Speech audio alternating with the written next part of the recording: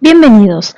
Hoy vamos a ver cómo se ponen en funcionamiento todas las fuentes del derecho que hemos venido conociendo hasta ahora. Vamos a hablar sobre la aplicación, la interpretación y la integración del derecho.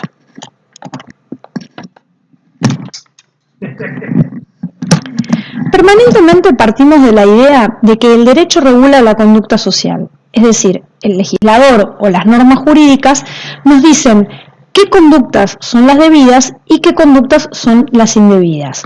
Ya en otras oportunidades hablamos de que Carlos Cosio proponía que la norma jurídica en realidad se componía de una sola norma que tenía dos partes o dos alternativas. Una primera parte que nos indicaba cuál era la conducta debida, es decir, la conducta lícita, y por otra parte, o la segunda parte, la conducta ilícita, que significaba no haber cumplido con la conducta debida. Es decir, teniendo que hacer una cosa, yo desobedezco, no hago eso y por lo tanto estoy infringiendo la norma y eso se convierte en una conducta ilícita que se hace merecedor de una sanción.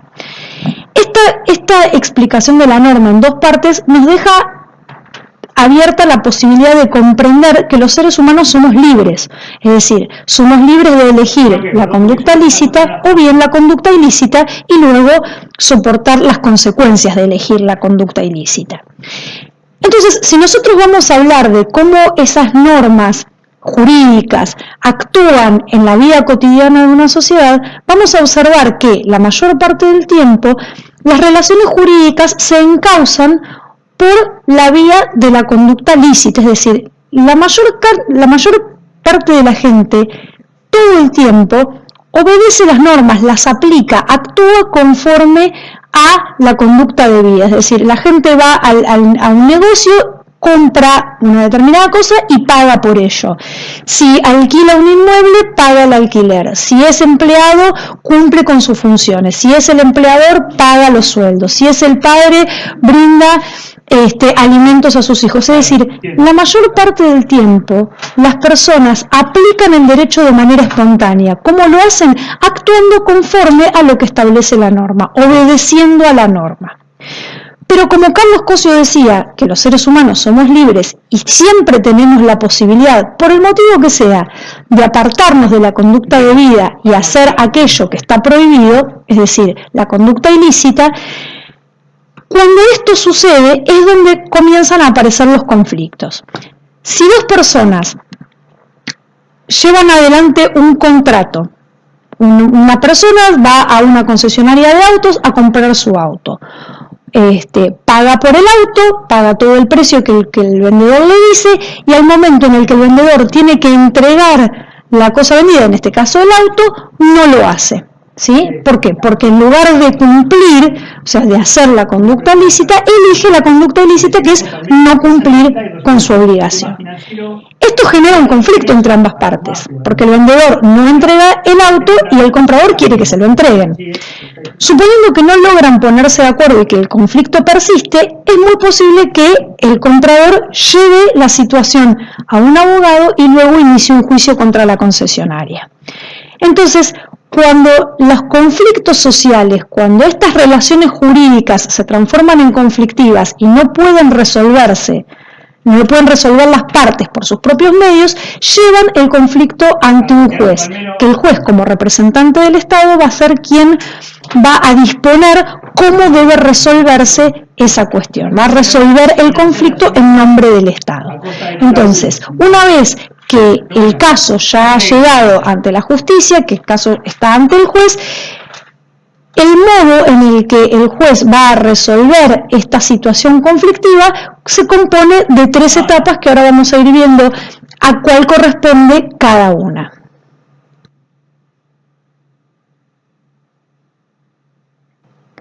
La primera situación que se le puede presentar al juez, y la más fácil y en general la más habitual, es que el caso que le traen para resolver encaje perfectamente en la norma. Si esto sucede, estamos hablando de aplicación. ¿Cómo sería esto? El artículo 79 del Código Penal dice: el que matare a otro tendrá una sanción de 8 a 25 años.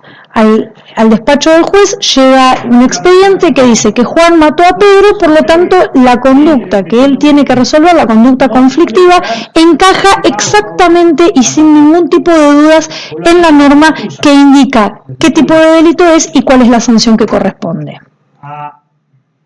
Ok, perfecto. Pero hay veces que el juez no la tiene tan fácil, como que el caso que tiene que resolver le encaja perfectamente como los juegos de encastre de los chicos en la norma que tiene que resolver. Porque a veces la ley no es muy clara, o a veces tiene palabras que pueden ser interpretadas de diversos modos, o hay varias normas que parecen aplicarse al caso que tiene que resolver. Vamos a mencionar algunos ejemplos como para entender en qué situaciones el juez tiene que interpretar la norma, y acá es cuando hablamos entonces de interpretación. Puede ser, por ejemplo, que el juez, que la ley, como busca ser muy amplia, como busca abarcar muchos casos, use un lenguaje genérico, no sea muy específico, entonces frente al caso concreto el juez no tiene muy claro si lo que dice la ley se aplica o no se aplica a su caso. En otros videos anteriores nos referimos al ejemplo del robo con armas, por ejemplo, ¿no? Entonces el código penal se refiere al robo con armas. Armas es un término genérico en el que se pueden incluir muchísimas cosas, más allá de lo obvio de un arma de fuego, de un cuchillo, no sé, de un palo, de un bat de béisbol, ese tipo de cosas que pueden ser utilizadas como arma. Hubo un momento cuando yo era estudiante, hace muchos años, en los años 90, en el que la enfermedad del SIDA, que era una enfermedad relativamente reciente y de la que no se sabía demasiado o no se tenía tanta información como ahora, se había puesto de moda que algunos ladrones salían a robar con una jeringa con un líquido rojo y le decían a la víctima que en la jeringa había sangre infectada de SIDA. En esos momentos, que la ciencia no había descubierto la manera de tratar la enfermedad, era una sentencia de muerte segura. La persona que era infectada de SIDA sabía que al poco tiempo iba a morirse.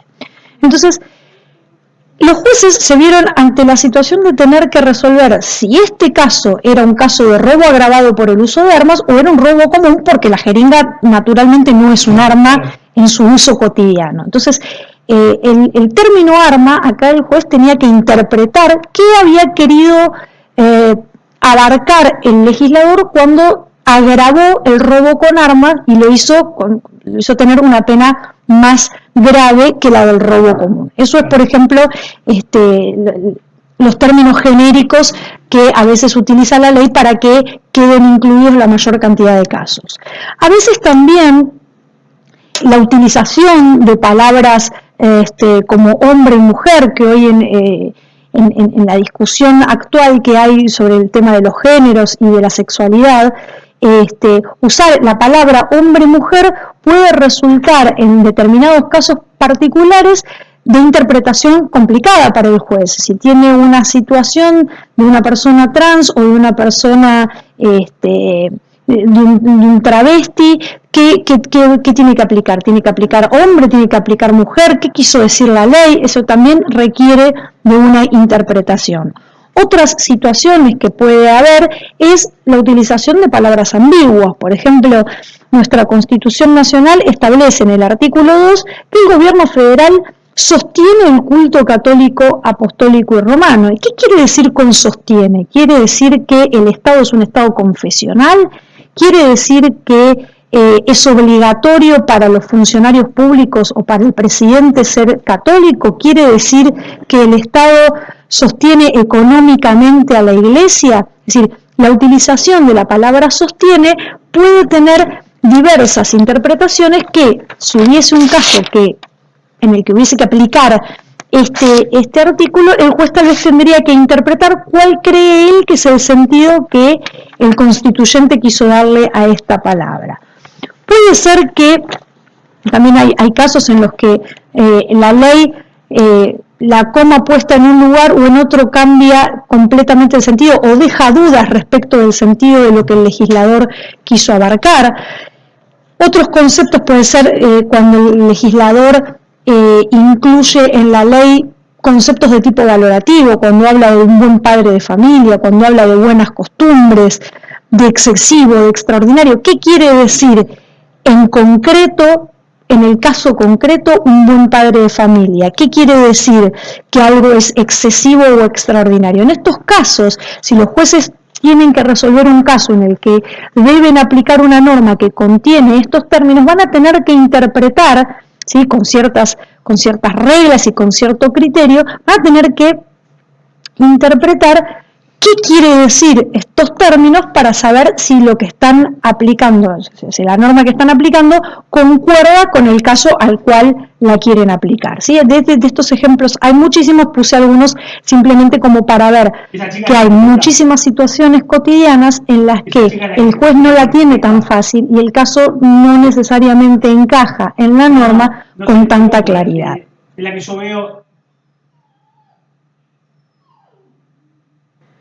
Pero hasta aquí, si bien el juez tiene problemas con la interpretación de la norma, peor es la situación cuando el caso que le traen a su despacho para resolver, el juez busca y rebusca entre las leyes y no encuentra ninguna disposición que se refiera al caso que tiene que resolver. Es decir, encuentra que hay un vacío legal. La ley no regula un caso o una situación como la que tiene que resolver. ¿Y entonces qué hace?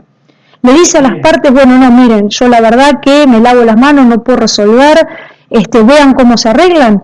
Si las partes pudieran arreglarse entre ellas, ya lo hubiesen hecho, no hubiesen llegado ante el juez para resolver el conflicto. Entonces, si están ante el juez es porque solas no pueden resolverlo y están recurriendo al Estado para que ponga orden e imponga la justicia.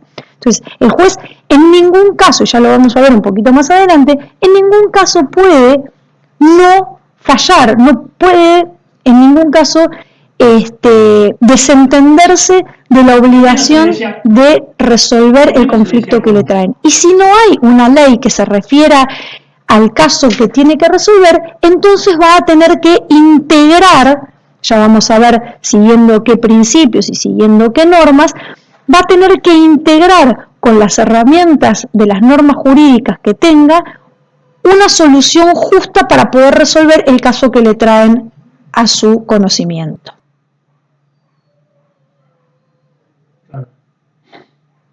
Bueno, hasta aquí simplemente he planteado cuáles son los problemas con los que se puede encontrar el juez al momento de resolver un conflicto.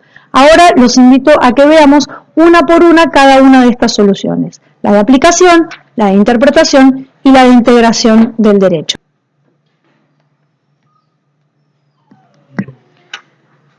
Partiendo de la explicación que dimos antes de que todos aplicamos espontáneamente el derecho cuando cumplimos con nuestras obligaciones y actuamos conforme a las normas, cuando los tribunales sentencian y resuelven casos aplicando el derecho, o bien cuando los órganos del Estado actúan conforme a las normas que regulan su funcionamiento, todos de esta manera están aplicando el derecho, no es solamente la aplicación por parte del juez. En todos los casos, en el espontáneo, en la aplicación por parte del juez y de los órganos del Estado, la aplicación siempre significa someter un caso particular a una norma general. Ya hablamos sobre la generalidad de las normas que tratan de abarcar la mayor cantidad de casos posibles, y también entendemos que cuando aparece un caso particular que encaja, que encuadra en la conducta que describe esa norma, estamos aplicando el derecho, ya sea de manera espontánea o ya sea que el juez lo haga dictando una sentencia para resolver una relación conflictiva. Y someter un caso particular a una norma general se hace a través de un silogismo. Para aquellos que no saben lo que es un silogismo, voy a poner como ejemplo el silogismo más clásico y más conocido de los ejemplos de silogismo, que es: premisa mayor, todos los hombres son mortales. Premisa menor, Sócrates es un hombre. Por lo tanto, la conclusión es: Sócrates es mortal. Si tenemos una premisa mayor que tiene un enunciado general, la premisa menor, que es un caso particular, y la conclusión, que es la deducción que se hace respecto de las dos premisas. Eso es un silogismo. Entonces, si nosotros decimos que la aplicación es someter un caso particular a una norma general, justamente el tipo de razonamiento que tenemos que emplear es el que acabo de mencionar, donde la premisa mayor, la general, es la norma, dice, el que matare a otro será sancionado con una pena de 8 a 25 años de prisión. Premisa menor, el caso concreto, Juan mató a Pedro, por lo tanto la conclusión es que Juan será sancionado de 8 a 25 años. Eso es un silogismo, eso es la aplicación cuando, como dijimos, la conducta encaja perfectamente dentro de lo que establece la norma.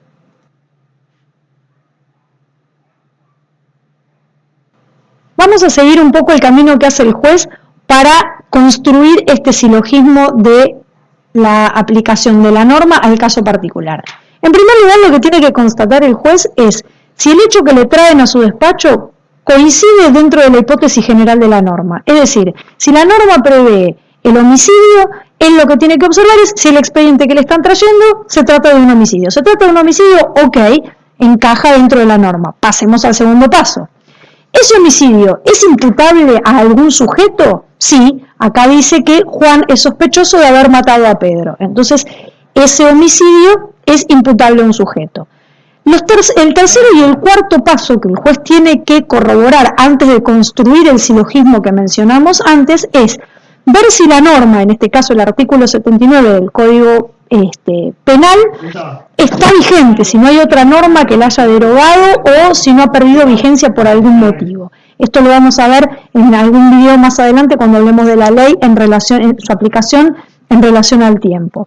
Y por último, tiene que constatar si él, siendo un juez argentino, le corresponde ser quien juzgue esta situación de Juan que mató a Pedro, porque si Juan mató a Pedro en territorio de Uruguay, no le va a corresponder al juez argentino juzgarlo, sino que le va a corresponder al juez uruguayo. Esto es la aplicación de la ley en relación al territorio, que también lo vamos a ver en algún video más adelante. Una vez que ha chequeado estos 4 pasos, el juez está en condiciones de crear su silogismo con la premisa mayor, la premisa menor y la conclusión, y de esta manera estaría aplicando el derecho. Si creemos que no saben cerrar los casos. Pero, ¿qué reglas rigen en el derecho argentino con respecto al modo en el que los jueces tienen que aplicar el derecho? Veamos una por una. Suponete. Primera regla a tener en cuenta, no hay jurisdicción sino en virtud de la ley. El juez que tiene que juzgar, es decir, el juez que va a tener que aplicar la norma, tiene fijado por una ley, por la ley que lo reconoce como juez, una jurisdicción territorial, es decir, un espacio en el cual su poder tiene vigencia, y una materia o una competencia sobre la cual es capaz de juzgar. Para decirlo con un ejemplo sencillo, no podemos pedirle a un juez civil que juzgue un delito penal o una causa penal, ni podemos encomendarle a un juez de la provincia de Buenos Aires que juzgue un delito cometido en Tucumán. Eso es la jurisdicción y la competencia, y ambas surgen de la ley. Segunda regla de aplicación de la ley. Los jueces no pueden proceder de oficio sino a requisitoria de parte. Esto significa que los jueces no andan por la vida viendo qué conflictos pueden resolver y metiendo las narices donde nadie los llama. Los casos a los jueces les llegan porque las partes inician una demanda, inician un juicio, es decir, llevan ante el juez una situación conflictiva que quieren que éste resuelva. Una vez que el juicio es iniciado por las partes, el juez tiene ciertas facultades y ciertas prerrogativas de trámites que él puede impulsar por su propia voluntad. Pero en términos generales y sobre todo en materia civil, el juez depende de lo que las partes le pidan, ¿sí? Él tiene que ir respondiendo al interés y a la voluntad de las partes por impulsar el juicio y no hacer lo que a él le parezca.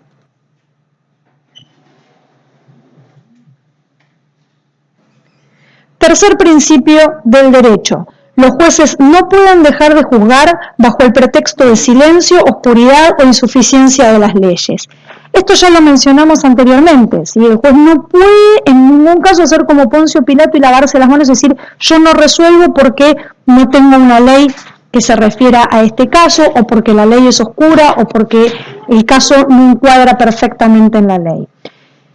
Si las partes han llevado el caso al juez, es porque no han encontrado la manera de resolverlo ellas de una manera satisfactoria. Es decir, tienen un conflicto que no pudieron resolver.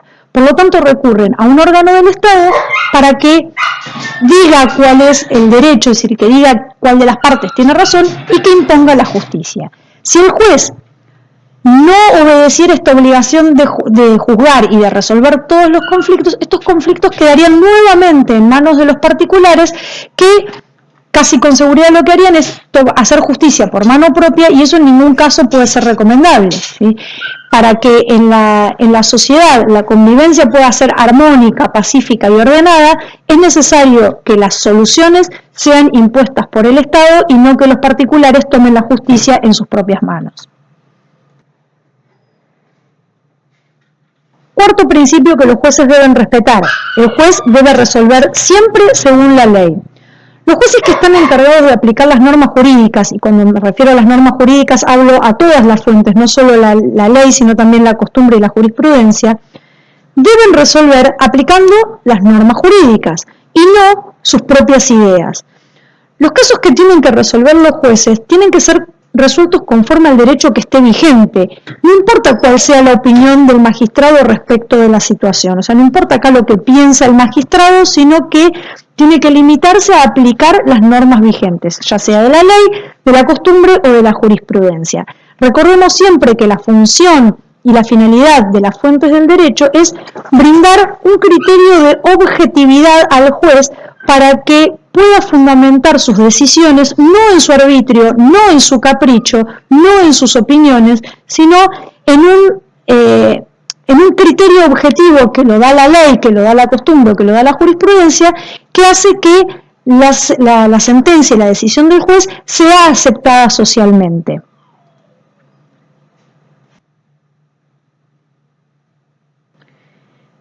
Quinto principio: la justicia debe ser pública. Tanto los actos de procedimiento como las sentencias deben realizarse en forma pública o mínimamente tienen que estar disponibles al conocimiento público, para que de esa manera la sociedad pueda controlar la acción de los jueces, siendo este un requisito esencial de la forma republicana de gobierno, de la publicidad de los actos de gobierno, en el que justamente los órganos del Estado deben poner a disposición del conocimiento público todo su proceder para que la sociedad pueda controlar la actuación de los funcionarios. Sexto y último principio: las sentencias son definitivas.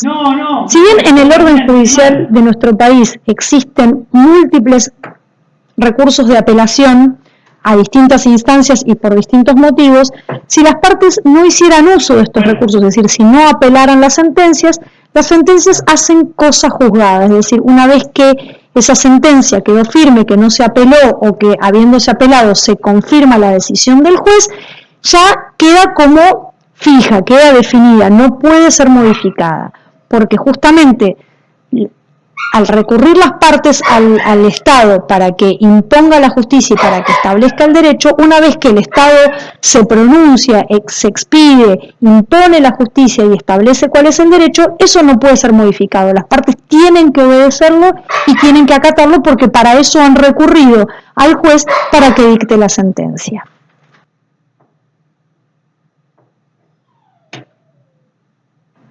Así terminamos la aplicación. Vamos a ver ahora un poquito más sobre la interpretación de las leyes. Ya dijimos que podía darse la situación de que la norma sea confusa o sea contradictoria, o que haya varias normas que parecen aplicables al mismo caso, y que el juez en este caso tiene que desentrañar el verdadero sentido y alcance de la norma para saber si esa norma de la que dispone es aplicable al caso que tiene que resolver, o por el contrario tiene que buscar otra norma mejor. Dentro del concepto de interpretación se reconocen varios tipos. La doctrinaria, que es la que hacen los juristas en sus obras, en sus tratados y en sus manuales de derecho, que interpretan las normas con el sentido que ellos creen que el legislador le dio a determinados términos o a determinadas normas. La jurisprudencial, que la hemos mencionado cuando hablamos de la fuente del derecho de la jurisprudencia, que es la interpretación que los jueces hacen sobre el sentido de las leyes o de las palabras que integran la ley. La interpretación usual es la que hacemos todos nosotros en la aplicación espontánea del derecho, porque nosotros al obedecer las normas y actuar de acuerdo a lo que la norma establece, también estamos interpretando el significado que la norma tiene. Y por último, la interpretación legislativa es la que el propio legislador hace de las propias normas que él ha elaborado. Es decir, si él considera que una norma previa es oscura o es poco clara o es contradictoria, puede sancionar una nueva ley que aclare el significado o el sentido de la ley anterior, y esta nueva ley aclaratoria queda adherida como si fuese un apéndice a la ley a la cual está aclarando. En primera instancia, Ezequiel. Y acá sería interesante que hagamos una distinción entre los dos nuevos términos que acabamos de aprender. Una cosa es aplicar y otra cosa es interpretar. La aplicación constituye un procedimiento técnico, casi diríamos mecánico, que hace el juez de encajar el caso que tiene que resolver, que es la premisa particular, en la norma general, ¿sí? Si éste encaja, aplica el derecho y dicta sentencia. En cambio, en la interpretación ya requiere de una elaboración un poco más meditada y reflexiva por parte del juez, porque la interpretación supone que tiene que elegir entre varias soluciones posibles y optar por la que considera más justa o más adecuada al caso que tiene que resolver. Es decir, acá ya tenemos varias posibilidades y el juez tiene que reflexionar, tiene que pensar, tiene que razonar cuál de todas esas posibles interpretaciones, sentidos o criterios es la que le parece que brinda una solución más justa al caso que tiene entre manos. Y dentro de los métodos que se proponen históricamente a los jueces para poder interpretar estas normas oscuras o contradictorias o confusas, son tres los métodos que históricamente han aparecido. En primer lugar, el método gramatical, que consiste en interpretar el sentido, el significado gramatical de las palabras incluidas en la ley. Si estas palabras son oscuras o son ambiguas o son vagas, bueno, tratar de desentrañar cuál es el significado más adecuado al caso concreto para poder aplicar la ley al caso que tiene que resolver el juez. El segundo de los métodos, que es la interpretación lógica, consiste en tratar de interpretar lo que en el derecho se llama el espíritu de la ley o el espíritu del legislador. Es decir, si la norma es poco clara y estableciendo el significado de las palabras, seguimos sin poder encontrar cuál es el criterio para aplicar la ley al caso concreto, muchos jueces lo que hacen es recurrir a tratar de pensar qué quiso el legislador decir, qué casos quiso resolver, qué casos quiso que quedaran incluidos dentro de la norma que estaba haciendo, y tratar de adivinar cuál es la finalidad, cuál es el sentido de la existencia de esa ley, para ver si con ese criterio un poco más amplio el caso que tiene que resolver encuadra en la ley en cuestión. Por último, el método histórico hace relación a la realidad social o a las necesidades que la ley trata de resolver en el momento en el que es dictada. ¿Sí? O sea, las leyes no aparecen porque sí en un momento determinado, sino que aparecen para resolver necesidades concretas de la sociedad. Entonces, en el momento en que una ley aparece, por ejemplo, la ley de divorcio en los años 80, aparece para resolver una situación que la sociedad requería. Entonces, si hay un conflicto, si hay una confusión, si hay un caso oscuro, lo primero que el juez tiene que hacer al observar el contexto histórico es decir, bueno, en aquel momento, ¿qué tipo de problemas quiso resolver el legislador dictando esta ley? Entonces, este caso que yo tengo que sentenciar, ¿encaja o no encaja en esas necesidades que el legislador quiso resolver con esta ley? Entonces, es un poco adivinar todos estos métodos, sobre todo el lógico y el histórico, es un poco adivinar ¿qué cree el juez que quiso hacer el legislador? ¿Qué tipo de soluciones quiso brindar el legislador? Y ponerse un poco en la piel del legislador pensando, si él tuviese que resolver el caso que yo tengo que resolver como juez, ¿lo habría incluido en esta norma que elaboró o no lo habría incluido? ¿Por qué? ¿por qué elaboró esta norma? ¿Por qué no elaboró? ¿Por qué no dijo esta otra cosa? Entonces es un poco jugar a ser el legislador y tratar de ponerse en el lugar de un diputado o de un senador pensando qué harían ellos en la situación de tener que resolver un caso como el que el juez tiene entre manos. Veamos ahora cuáles son las reglas que nuestro derecho le da a los jueces al momento de tener que interpretar normas oscuras o confusas. El Código Civil y Comercial en su artículo 1, y leo textual, dice: los casos que este código rige deben ser resueltos según las leyes que resulten aplicables, conforme con la Constitución y los tratados de derechos humanos en los que la República sea parte. A tal efecto, se tendrá en cuenta la finalidad de la norma. Ahí estamos hablando un poco de lo que decía yo recién del espíritu de la ley. Los usos, prácticas y costumbres son vinculantes cuando las leyes o los interesados se refieren a ellas en situaciones no regladas legalmente. Costumbre secundum legem, costumbre praeter legem. Siempre que no sean contrarios a derecho. Descarta la costumbre contra legem. Artículo 2. Interpretación. La ley debe ser interpretada teniendo en cuenta sus palabras, método gramatical, sus finalidades, metodológico, las leyes análogas, las disposiciones que surgen de los tratados sobre derechos humanos, los principios y los valores jurídicos de modo coherente con todo el ordenamiento. Las leyes análogas, las disposiciones de los tratados de derechos humanos y los principios y valores los voy a explicar cuando hablemos de integración. Pero acá en principio el método que el derecho le da al juez para interpretar la norma es el gramatical y el lógico. Y en el artículo 3, este principio que ya hemos mencionado, el juez debe resolver los asuntos que sean sometidos a su jurisdicción mediante una decisión razonablemente fundada.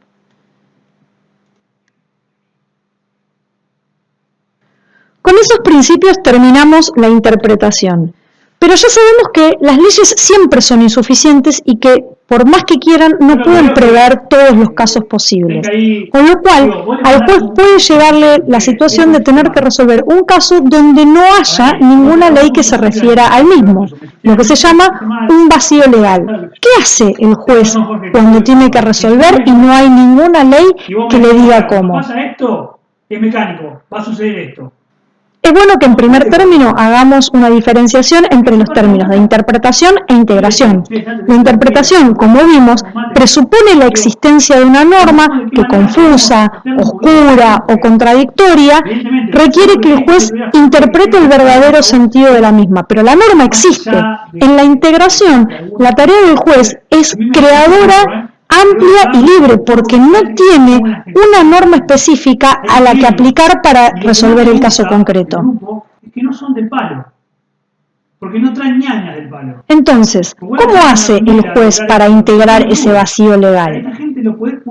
Tenemos acá dos métodos posibles, dependiendo de que se le dé mucha libertad de creación al magistrado o que por el contrario una ley le indique cuál es el orden en el que debe buscar las soluciones en caso de no encontrar una ley específica. Nuestro derecho elige este segundo método, es decir, el de indicarle al juez qué medidas tiene que tomar para integrar ese vacío legal, es decir, dónde tiene que buscar la solución cuando no hay una ley concreta. El artículo 2 del Código Civil y Comercial hace referencia, en primer lugar, a las leyes análogas y, en segundo lugar, a los principios generales del derecho, siempre y cuando esto sea en un todo coherente con el ordenamiento. Empecemos por la analogía. La analogía es deducir de soluciones similares casos parecidos. Y esto es un principio de igualdad o de equidad, porque es lógico que situaciones que son parecidas tengan que resolverse de manera parecida. Un caso que podríamos mencionar al respecto de la analogía fue durante mucho tiempo cuando no existía una ley que regulara el funcionamiento de los cementerios privados. Los cementerios privados igual existían aunque no había una ley que los regulara. Entonces, si surgía algún conflicto y el juez hubiese tenido que resolver un caso concreto de un conflicto en un cementerio privado, se iba a encontrar con que no había ninguna ley específica que regulara la situación. Entonces, ¿cómo hacía el juez para resolver teniendo la obligación de hacerlo? Entonces tiene que empezar a buscar leyes que resuelvan situaciones que se asemejen de alguna manera.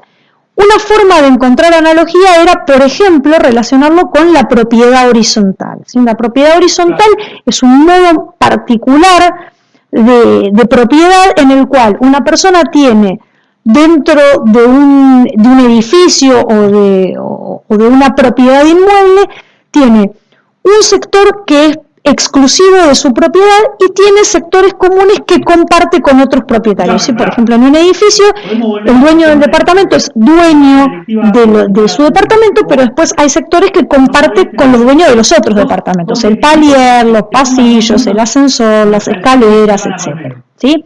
Entonces, si el juez tiene que resolver un conflicto de un cementerio privado, podría aplicar analógicamente las soluciones que la ley de propiedad horizontal brinda para estas situaciones. ¿Por qué? Porque en el cementerio privado también ocurre que quien compra una parcela de tierra es el dueño, es el propietario exclusivo de esa parcela de tierra, pero comparte sectores comunes con los propietarios de otras parcelas, no sé, los caminos, la entrada, los baños, ¿sí? Entonces, de alguna manera hay una semejanza entre lo que es la forma en que está organizada el cementerio privado y la propiedad horizontal. Eso es aplicar analógicamente la ley.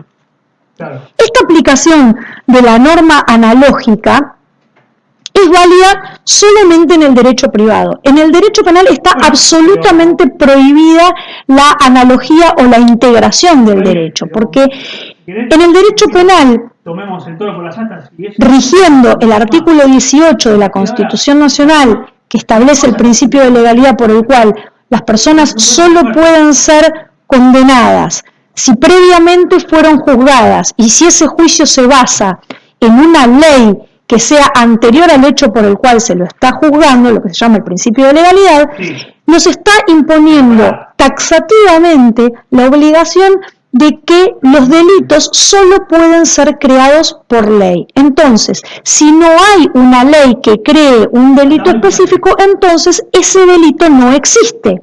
¿Sí? El otro principio complementario del principio de legalidad es que todo lo que no está expresamente prohibido está permitido. Por lo tanto, si no hay una ley que describa la conducta que el juez tiene que juzgar, no hay delito y por lo tanto no se puede sancionar a la persona por haber realizado esa conducta. Se la tiene que dejar en libertad. ¿Sí? Entonces, dentro de lo que es el derecho penal, no aplicamos la analogía ni tampoco la integración. No hay un delito, entonces se absuelve.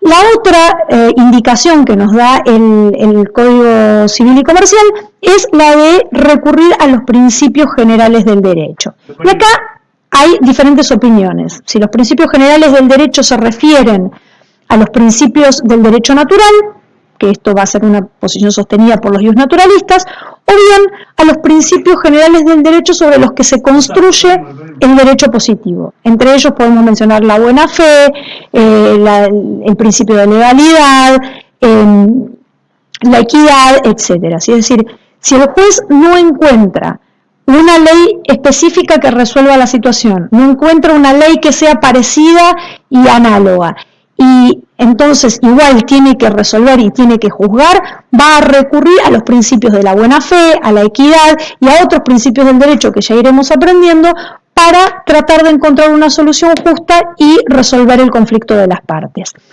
Algo que me interesa recordar y que todos se lleven como recuerdo de este video es que no hay lagunas del derecho, no hay espacios sin solución jurídica. Lo que sí puede haber es una laguna legal, un vacío en la ley, es decir, que no haya una ley concreta que resuelva una situación determinada.